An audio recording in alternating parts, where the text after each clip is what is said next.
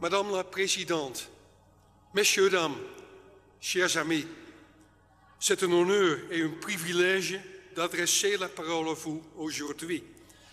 Naturellement, je veux commencer avec mes meilleurs vœux pour une bonne année 2015, pour vous et pour tous ceux qui vous sont chers. Je suis né aux Pays-Bas pendant la Seconde Guerre mondiale, quand mon pays était occupé par le régime nazi. J'ai appris d'un âge très jeune que la méthode politique d'apaisement est inutile avec des régimes antidémocratiques et terroristes. Quand je regarde la situation politique en Iran, qui a existé pendant trop de temps, malheureusement, je ne peux pas éviter un sentiment de déjà-vu. Apaisement ne va pas changer le régime iranien. Au contraire, cette réunion aujourd'hui est une assemblée vraiment dans la tradition française. Depuis la Révolution française, les notions de liberté, égalité et fraternité sont gravées dans l'âme du pays. Les attentats en France de ces derniers jours, nouveau criminalité est présentée dans le nom de Dieu. De nouveaux terreurs a transcendé tolérance.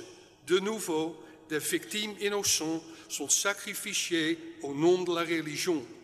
Ces actes criminels, cette intolérance abjecte, l'islam fundamentaliste, une des plus grandes horreurs de nos temps. Apaisement, jamais. Inévitablement, quelques mots sur la situation iranienne sont aussi l'ordre du jour.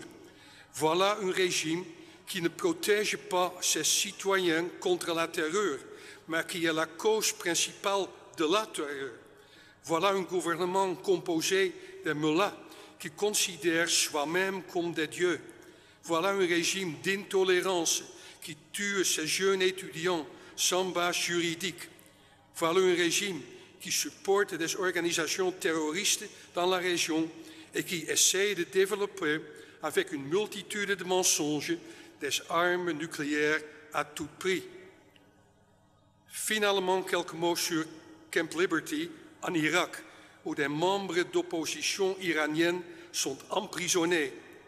Il y a un an, quand mes collègues du Sénat français, de tous les groupes politiques, ont souligné la nécessité de protéger les membres de l'opposition iranienne et demandé au gouvernement français d'user son influence au Conseil de sécurité des Nations Unies pour assurer la sécurité des habitants.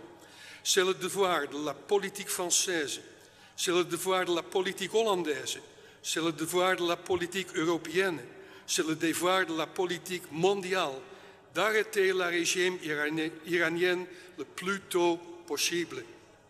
Merci tous. Bonne année.